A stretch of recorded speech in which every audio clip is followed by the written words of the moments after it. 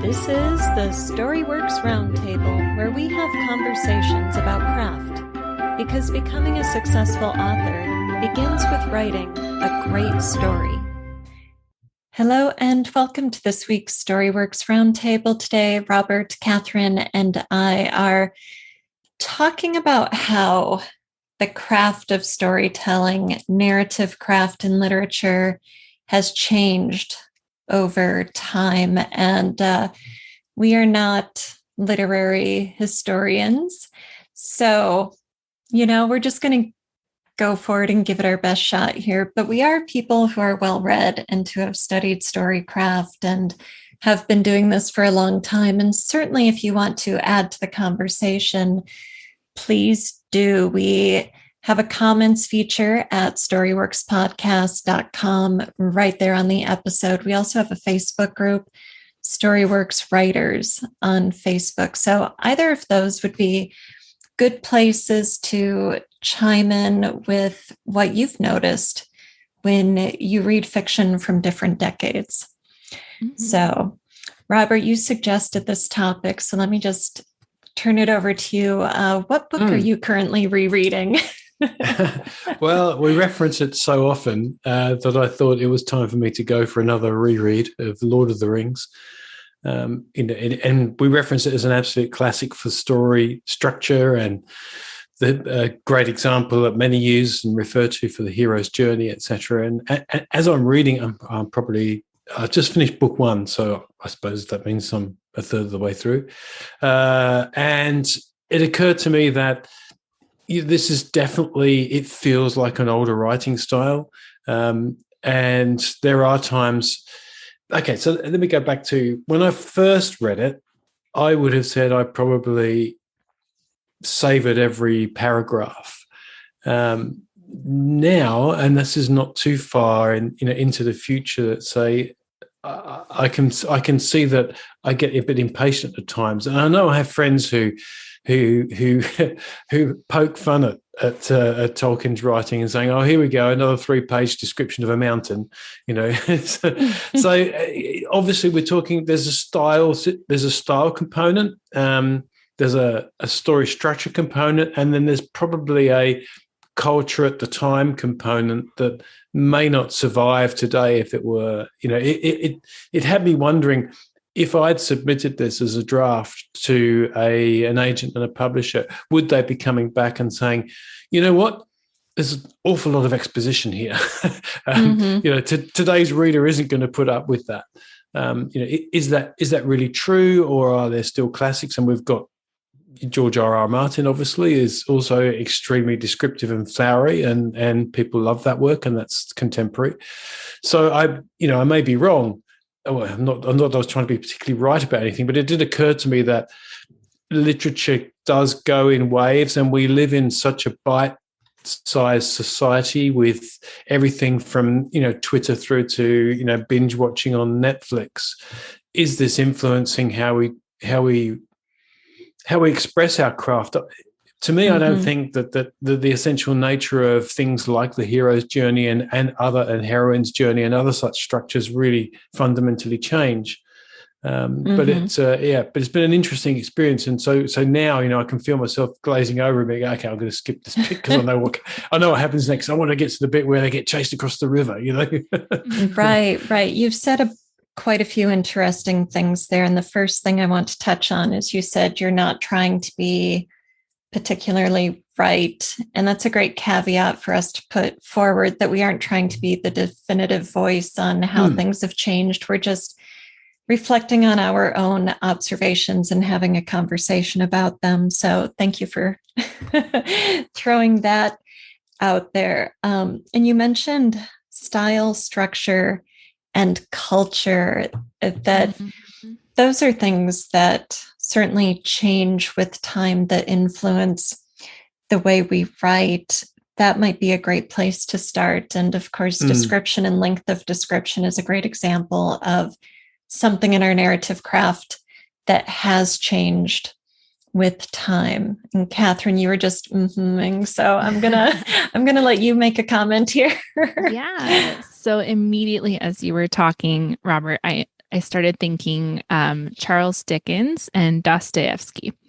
And the reason that I went to pull those two, well, yeah, but the reason I go back that far, for one, and two, kind of these heavyweights, right? Literature heavyweights. These are stories that are still taught in schools, and for a lot of people are very influential, but they are, maybe not stylistically the same thing that you would pick up off the shelf today. And I think a lot of that has to do with culture, especially when you talk about Dickens and Dostoevsky.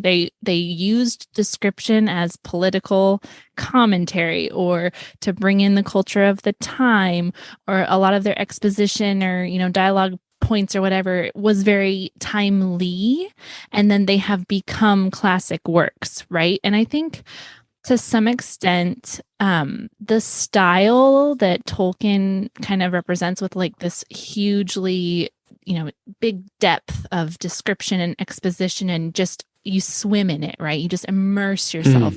That doesn't go away. And I feel like there are other authors that are very successful today that can use that, but it's stylistic now. It's not the norm, right? We're not going to pick up every book and expect that kind of level. It's going to be more of a specific reader and maybe even specific genre. You mentioned George R.R. Martin. I think Brandon Sanderson. I think Terry Goodkind. All those epic fantasies, and they don't even have to be like the 10-book epic fantasies, right? But those ones that really lean on world building and the sense of wonder and awe. And then you can go the other direction too. Like there's other literature, not just fantasy, that relies on that sense of depth and just immersion. And then you're going to find that more stylistic exposition that maybe, in our popcorn books right now doesn't exist and shouldn't exist for those readers because they don't want it, right? Mm-hmm. But for those of us who want that immersive experience, I think that style has not gone away, if that makes sense. Yeah. It does make sense. And I think in addition to length of description and how immersive or detailed description is, another thing that we can point out about narrative is authorial voice. In older writing, the author as narrator seems to not be as invisible as we make the authorial narrator today. We use the analogy sometimes of the narrative being the water the fish is swimming in. And so you aren't really aware of it, but you used to have narratives that were telling the reader something. It was the best of times, it was the worst of times. And so you get these long passages that are not only descriptively painting a scene, but that are informing and not opinionated in the sense of characterization, of personification of the author, but opinionated in the sense of being an authority. There is almost a talking down, not condescending, but a, informative talking to the reader with those narrative voices. I think that's spot on. I think there's a fairly big shift away from that sort of expository style. It's really noticeable in Lord of the Rings, and even more modern works as well. If I think about, I've mentioned it before, Ayn Rand's work. It's extremely prescriptive. Tolkien's not prescriptive, but you do get the sense that this is the author talking, and maybe also you would regard perhaps Lord of the Rings as a little bit of an outlier in the sense that this is a, almost 2-decade grand project that he embarked on. And I'm reading the 50th anniversary edition, which has extensive notes at the front and, from experts who have pulled in all this stuff I had no idea about. It's just extraordinary legacy that this man left, and the work has had a major impact. So, some of what I might glibly say today, that's too much description, has been pulled apart and picked apart and analysed and detailed. So perhaps, it's a bit like walking into, an art gallery, seeing a huge tapestry and saying, well, that's just a carpet. I might be being overly glib with it. But as Alida was talking, I was thinking that that sense of authorial voice definitely comes through much more strongly. And I think that is a distinction between yesterday and today's writing. We expect now a much closer point of view, whether it's first person or third. I think the expectation is that we're way more in the characters' heads. And there's a little, I wouldn't call it head hopping, but there's definitely omniscient points. It's pretty clear who we're following usually within Lord of the Rings, but there are occasions where we suddenly switch across and we get a bit of Gandalf's thoughts, etc. So there is definitely a distinction there, I would say, between that and modern day writing. And we use fewer words now, and we don't use that sort of meandery, sort of very I don't know, what would you describe it as? But then again, I suppose you could go back to Shakespeare and say, well, Shakespeare often didn't use many words. Some of that writing was extraordinarily tight.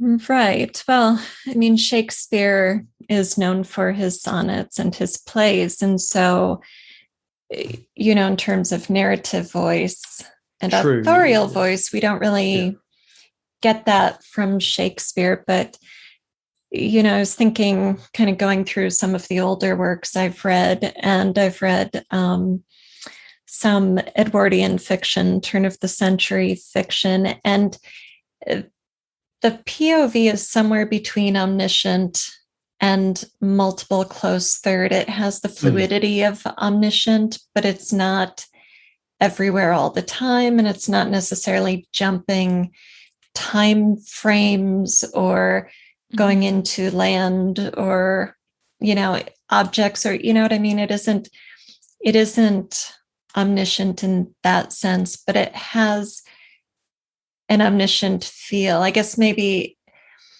a distinction we can make is that it isn't doing that author on high sort of talking down voice to the reader, but it is moving through points of view very fluidly, and quite a few going into really some minor characters' heads, because it's interesting to briefly show us this scene from that perspective that you wouldn't get otherwise. And I think today we would call that head hopping, and we would say it's distracting us from the main narrative. But that was perhaps, and again, I'm not a literary historian, but maybe that was a transitional phase as we moved from that more omniscient, authorial, top-down perspective, moving into the close third and even first-person narratives of the 1920s, 30s, 40s. I was just looking at The Great Gatsby and then To Kill a Mockingbird, looking at excerpts, things, that I might want to teach, pulling scenes. And those are both first-person narratives. And so we get a singular voice throughout the entire novel, and it's first person. So there is no other point of view characters, but they both open with a rather lengthy exposition that is setting the scene and giving you, this is who I am, and this is the world we're entering, and this is the scenario that sort of opens, that sets the stage before you get into the action. The Gatsby excerpt I just taught, it starts on page 10, where he tells you, Nick Carraway says, and the history of that summer begins when I went across the bay to East Egg, to have dinner with the Buchanans. And you're like, oh, okay. So we get to page 10 before our story begins. And that probably wouldn't fly today. You would have to have a very deft narrative and do an exceptional job of that scene setting to draw the reader in, to take that long to get to your action. Yeah, I feel like this is a effect of multiple forms of media distracting in our world today, right? So we've kind of created this necessity that books have to hook quick, fast, and you just have to be sucked right into it. Yep. And I don't know that that was necessarily as important 100 years ago, right? Like, it just wasn't. You could allow them to kind of just spool in a little bit slower. Whereas now it's like, okay, I've read 15 pages and I don't like it. I'm going to go surf Netflix, or I'm going to turn on my video game, or, whatever. There's a lot more options. I'm not feeling the reading thing right now, versus, different forms of media not being as readily available. So. Mm-hmm. Yeah, I think that's very true. That that is the shift of our culture. And as you were saying that, Kathryn, it's interesting because I was looking at the opening of To Kill a Mockingbird today, and it opens with the narrator telling us that things were hotter back then. People moved slowly then. They shuffled around. A day was 24 hours long, but seemed longer. There was no hurry, for there was nowhere to go, nothing to buy, and no money to buy it with, nothing to see outside the boundaries of our county. And so I was thinking about that just before our call as I was rereading the opening of this book. Like, yeah, this was a much slower paced time. And so it makes sense that readers would fill their leisure time with, these books are the movies of the imagination. Mm-hmm. And this is set in the 1930s. So they did have movie houses then, but it was just different. It wasn't in your home. It wasn't ever present. It wasn't a main form of entertainment. You had so many other things, or so few other things attracting your senses and your mind in a given day. Yeah, they were luxury items. Books were, there was the ability to have an entertainment thing right there. And I think, we take so much of that for granted now that it's a little bit easier to just be like, I didn't like it. Let's move on. They're more throwaway, I think, at this point, which is sad, but it's the reality, which is why we have to talk about, being really tight with your craft and not losing your reader and keeping, yourself really into that main storyline, because that's what the reader's there for. I think there was a little more ability to luxuriate in what else was happening rather than just having to stay really tight and focused. Like, it feels like the popular, media of today is kind of going toward. If theme has ever seemed mystifying, one of those story elements that may or may not appear as you write, no more. My upcoming workshop, Weaving Together Character, Plot, and Theme, will demystify the relationship between those critical story elements. Every writer gets asked that age-old question, what's it about? We're going to turn that dread question into our best friend and one of the sharpest tools in our writing toolbox. We will define the relationship between them, examine their function in some examples, and play. We've got free writing with writing prompts designed to bring clarity and new tools to your writing process. Come with the notebook ready to write, share, and discover together.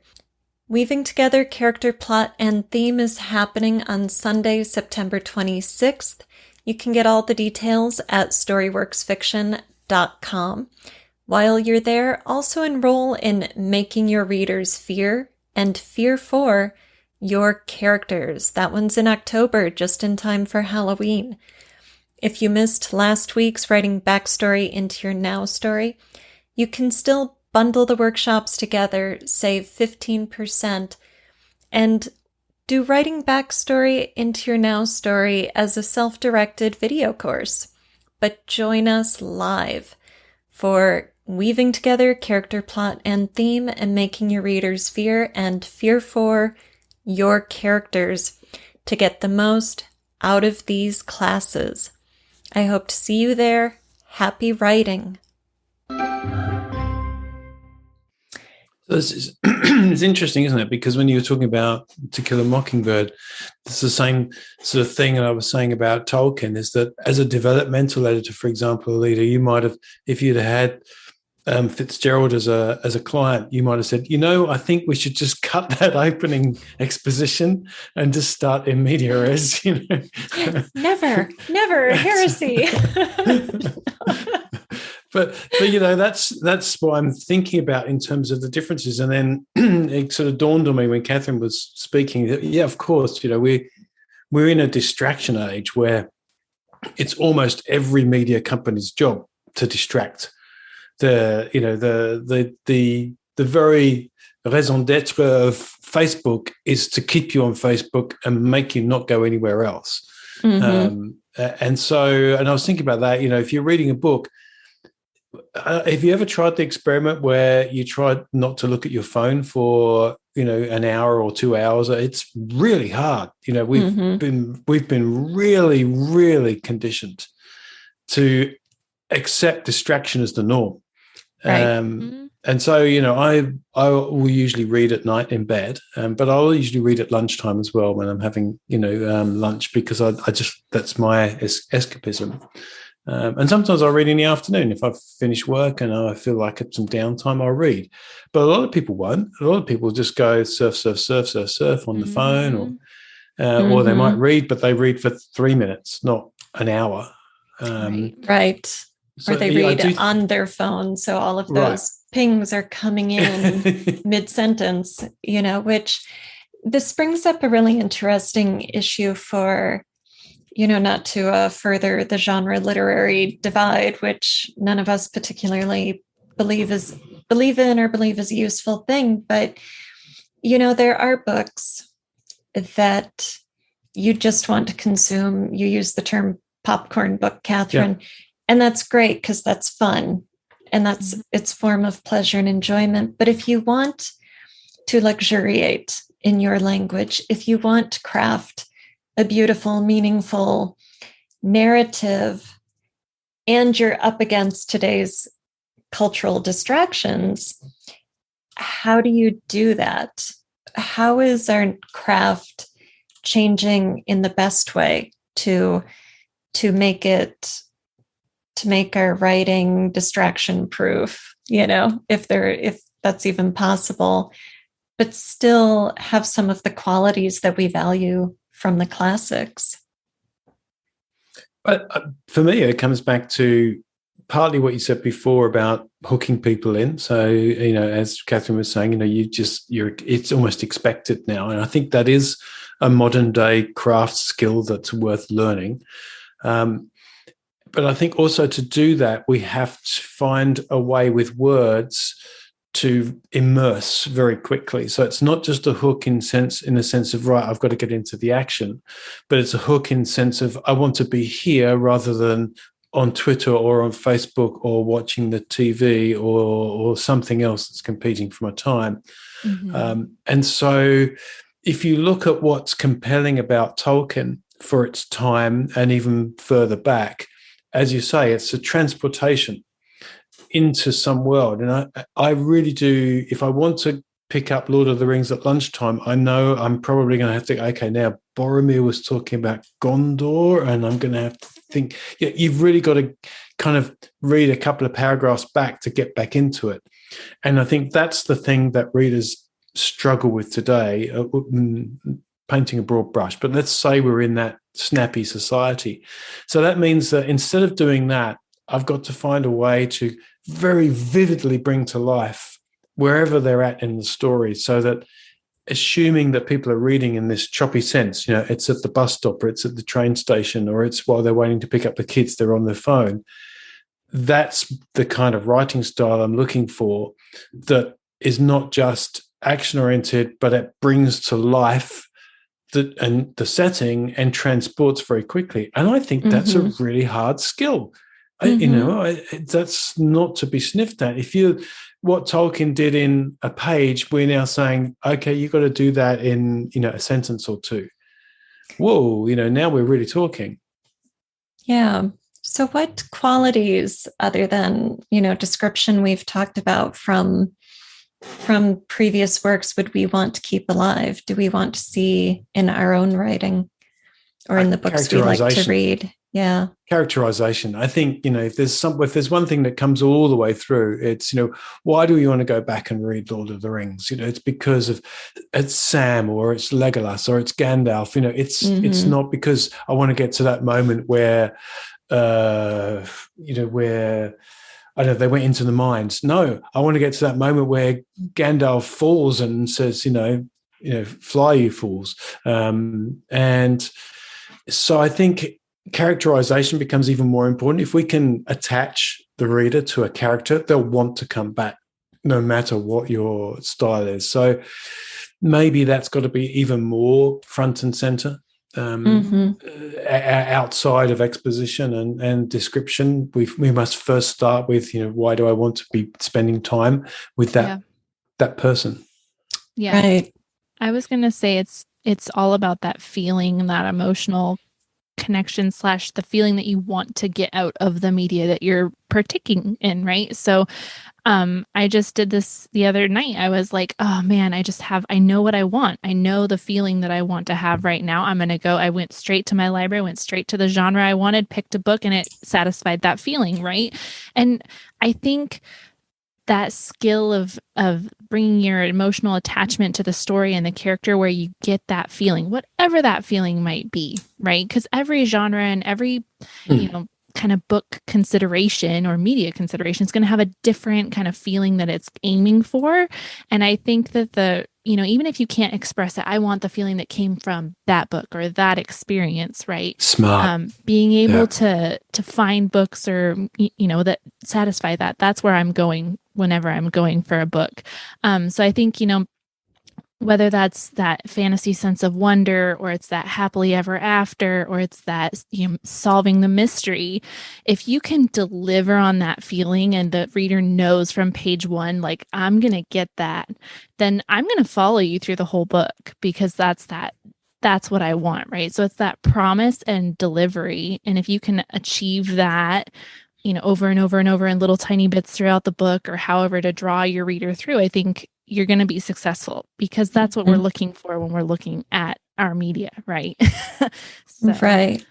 And I want to continue on that, Kathryn. You're saying how important the feeling is, and I want to make a pitch for narrative description that brings the reader that feeling, that evokes that mood. I was going through another book that's an urban fantasy today, looking for, things I might want to excerpt and teach. And I found the chapter I read really dissatisfying. It was hitting the marks it needed to for its genre, and it's urban fantasy, police procedural. So there's a lot of, these wizard cops are in a car and they're talking back to the station and the radio's going and they're using acronyms and HC1 to HC3 and there are IW1s and blah, blah, blah, all these letters and numbers. And the author was clarifying the car, the station, the suspects, the this, the that. So there was clarity in that sense. And this is happening while the car is going down this road, by that river, over this bridge, around this roundabout, going the wrong way down a runway, a little excitement.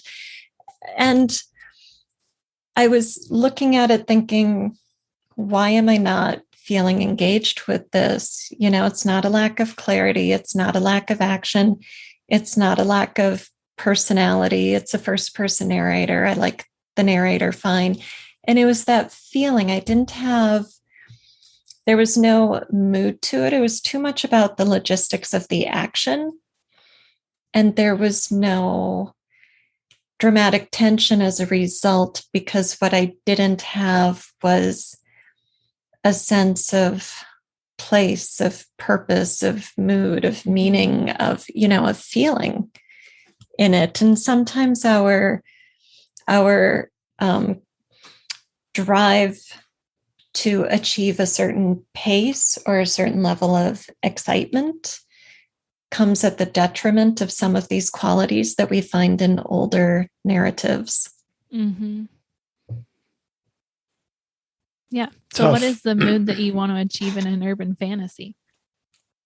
Well, it depends on the movement of the story, right? So it might be tense, suspense. It might be, creepiness. It might be wonder because you're meeting non-human beings and stuff, much as in Lord of the Rings or any fantasy, right? This one just happens to also have the police procedural element. So then there's the suspense around the crime they're on the way to investigate, and what kind of beings will be involved in this crime, and will the regular human cops have any suspicion as to what's really going on.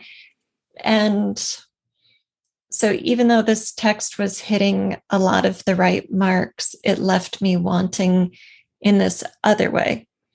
Right.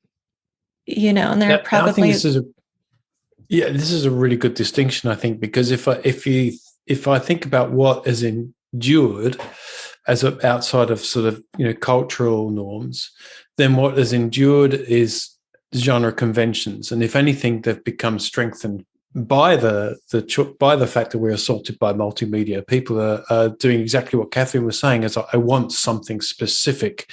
And now with the broad range of things we have available on, huge retailers like Amazon, consumption like Netflix, or bite-sized stuff like Twitter, you can get whatever you want.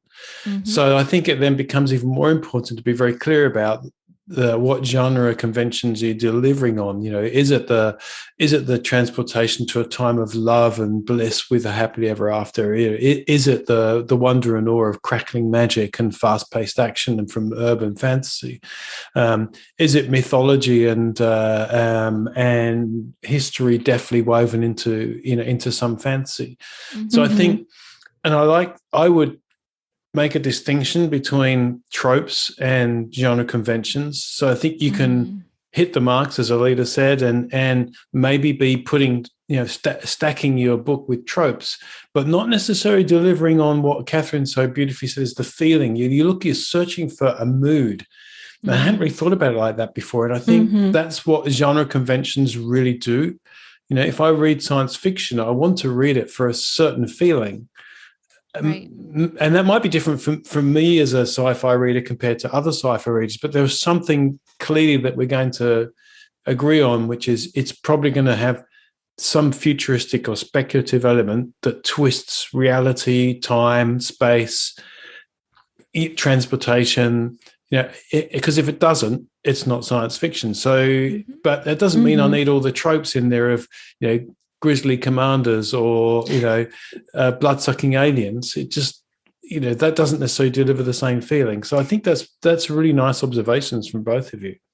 Yeah and I think we need to remind ourselves and everyone else that when we're talking literature and film in the same breath, there's such a huge distinction to be made between the art forms, because while both are narrative story mediums, a film is going to deliver on mood through the visual and the oral. You've got lighting, you've got sound effects, you've got soundtracks and music in the background, you've got, sirens, footsteps, creaky doors, whatever mood you're trying to go for. And you don't get that in the text. So just thinking of the story I was just talking about in that genre, it would play very well on film, I think, because you would get all of the added elements that film layers in, whereas in a book, you're just going with words. And if you're cutting back on description in favor of pace or in favor of word count, you lose that sensory input that helps the reader make the movie in the mind, And regardless of, how old-fashioned some of these books are, or maybe that the modern reader wouldn't necessarily enjoy going back in time and picking up a book, I think there's still such cultural touchstones in terms of that feeling, right? So you will still see people say, this is, for instance, Jane Austen with zombies, right? Because why? Because people know what that feeling of Jane Austen is, even if maybe they never would actually make it through a Jane Austen book. Yes. Yes. And Tolkien's the same sort of way, or, yes. Dickens and or any Sherlock of those guys. Holmes. Yeah. So that's again, going back to that feeling, right? Because they're touchstones of what that story does to you as a reader. So where is this heading then, do you think? Do you think we actively need to do anything as writers except be immersed in our own culture and let that inform the way we write? Is there a way to adapt your craft to help cut through the noise? Are we going to see more and more bite-sized fiction, for example? I'm not suggesting we're going to see the death of full-length books, but is it going to be that there'll be more and more specialized because people will feel like they just don't have the time for that, and so therefore will that shift our writing? Yeah, I don't think so. If you look at the trend on Netflix and Prime to do I think they're called limited series now. So it's not going to be year Seasons, after year after year, right? But you're getting the equivalent of a full-length novel instead of being chopped down to 90 minutes or 2 hours at the most. You're getting 8 hours or 10 hours or 15 hours to tell a full arc. And I think that as people, I think the pendulum swung so far and now it's coming back, and we're going to find room for all lengths and all forms. At least that's what I hope. I might have said, 2 years ago, I might have said, oh, we're heading toward, bus stop fiction. Everyone's reading on their phones in the 5 minutes they have before the bus pulls up. But I don't think so today. What about you two? No, I don't. I think if you're a reader, you're going to read full length books. And I think people who I've talked to, they're either readers or they aren't. They're not, oh, I read in 5 minutes here or there. It's like, if they're going to pick up something to read, they want to read a whole book or a whole story, or a whole anthology of short stories, or they're going to listen to a podcast of short stories, constantly. And it's either they do or they don't. And that's kind of where I'm getting most of people, they're swinging one way or the, oh, I never read. Oh yeah, I read all the time. And I think that's not really going to change. I think you're still going to have your reader who wants a full length book and a full length experience. Some people might prefer to have options, but I don't necessarily think we're going to be seeing the end of full length written text. Yeah. Yeah. What about you, Robert? I hear what you're saying about the Netflix series, and I think that's definitely a thing. I've heard it talked about in other forums, where if you're an author and you're lucky enough to have written a series, then that's more likely to get adapted now whereas it wouldn't have gone into a movie before, because it was be too hard for someone to compress an entire series and make one movie out of it. The screenplay would be tough, but it gives those content hungry producers like the Netflixes, Amazon Primes, Apple TV, some content that they can hang a series around and maybe produce relatively cheaply as well. So it kind of depends on what you've written. This is a little bit different because we're talking commercially there, so it doesn't necessarily change the writing style. One thing we haven't touched on though, which is massive, which is audio consumption. So there's an awful lot more people now who are consuming audiobooks and are able to do it bite-sized. And with now the fact that so many vehicles have got your Apple CarPlay or Android Car in there, so you can pretty sort of seamlessly switch from one to another. You can just jump in the car, and you may have been reading on a device, and then all of a sudden you're switching across to the audio version of it. I personally don't like listening to fiction on audio at all. Can't stand it because I read much faster. way faster than these people can speak. So it annoys me, and there's no way I'm going to speed it up because that will sound silly. But there are people who, for them, that's the way they get transported. And so if they can't be stuck in front of a screen to watch something because they need, they're doing other things. So I think writing with an ear in mind, as to how does this come across in audio is also a useful skill. And I don't really have any specifics in terms of the craft in that, but again, I think it leans back into the Kathryn's point about the mood and being transported somewhere. Right. Well, and it also makes me think of writing with a literary ear, thinking about lyricism, because what is that other than paying attention to the actual language, to your rhythm, to your syntax, to varying your sentence length and structure throughout your piece. And I think you should always read aloud. If something is a clunker, it hits my mental ear. I don't have to read it out loud to hear it. And if a story is written with, let's just say, simple, straightforward language with, a very same prose all the way through, if it doesn't have a musical quality, that can be deadening to the ear. I find the absence of the rhythm of language something that will pull me out of a story, that will make me reject it and say, no, this isn't working for me. It just doesn't float my boat. So, that's certainly part of writing for the audio audience, but I would say it's part of writing anything, unless it's, you're intentionally writing popcorn fiction, as we, to go back to that word. Popcorn fiction, it needs to have that.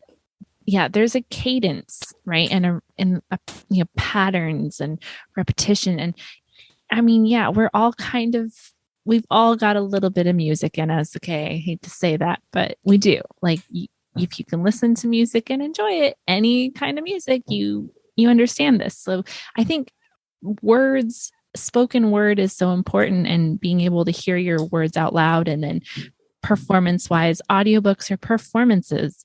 And when you write the correct words and then they are spoken by the correct narrator, this is another whole aspect of audiobooks. You got to think about who's saying the words that you've written. It's magic. It's magic. And I I haven't had the chance to listen to very many audiobooks lately, but I loved listening to audiobooks for that reason. It was very transportative simply because it was a performance within your book itself. But I think, again, like I can't emphasize enough the fact that I think people overlook how powerful having that rhythmic quality, that the right word at the right time, not having it be something that your tongue stumbles over, or, or like a word that you don't even know, it's just so outside of the norm of something that you would say or experience that it's hard for somebody to hear it or to say it.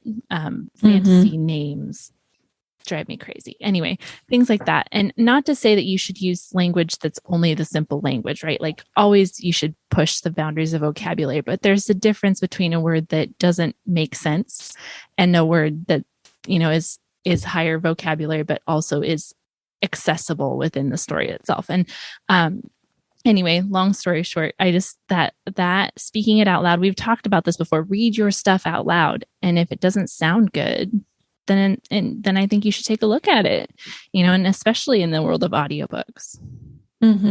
So was fiction in the past more musical than what you're reading today? Do you find that? I think it feels more deliberately chosen in a lot of ways. I think sometimes, not to say that you shouldn't write fast, I'm not going to go there, but I think sometimes people slap some of these words together and they just say, well, that says what I want it to say. Great. It may not say it as well as you could say it. And I think there's a lot more feeling of intentionality to some of the choices as you go back in time with words. Maybe not in every book, but I feel like that, again, that immersive quality of the language is different, if that makes sense. I mean, just think about, like, we were just mentioning Shakespeare's sonnets and things. Like, think about the rigid structure of rhythm and syllable choices and things like that sonnets have, that the way the subject has to be, presented. And I think to some extent that art form is kind of being lost. Not necessarily poems, like, poetically and stuff like that, but just the fact that you're paying attention to that rhythm structure, to your sentences, syllables and feeling and pacing.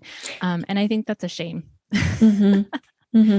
Yeah. And I'm going to plug our episode with Scott James about poetry. That would be a great one for people to listen to if you have an interest in this notion of word choice and imagistic language and really structuring down at that sentence level. Yeah, definitely.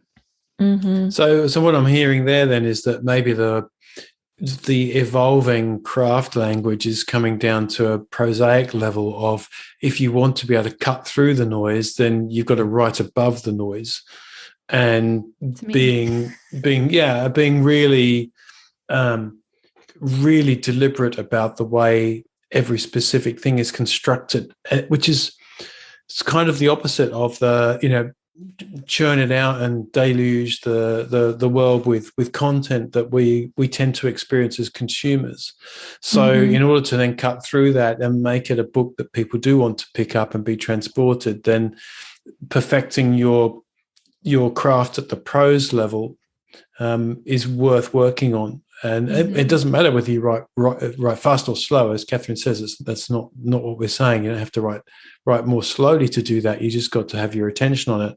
And I think the idea of paying attention to people who have had constraints in their writing deliberately imposed as a method of practicing tighter wordcraft, wordsmithing, I think that's definitely worth doing. We've had the same with writing book descriptions. You really you're constrained to a specific space, and you've got to get a lot across. So you learn to choose words more carefully. Occasionally you learn to lean into things like cliches because they're a useful way to get something across. There's shortcuts. So yeah, it is interesting. I mean, how this all sort of evolves and plays out. And if there's anything about this discussion that it gives me joy, it's that story itself is still well and truly alive. Oh, absolutely. I think we're always going to have that desire for story. That's intrinsic to human nature, and that's not going to go away. We may change the way that we consume it, but we're still going to want it there. So write great stories, people. That's right. Thank you for listening to the Storyworks Roundtable. Find all our shows, show notes, and videos at storyworkspodcast.com.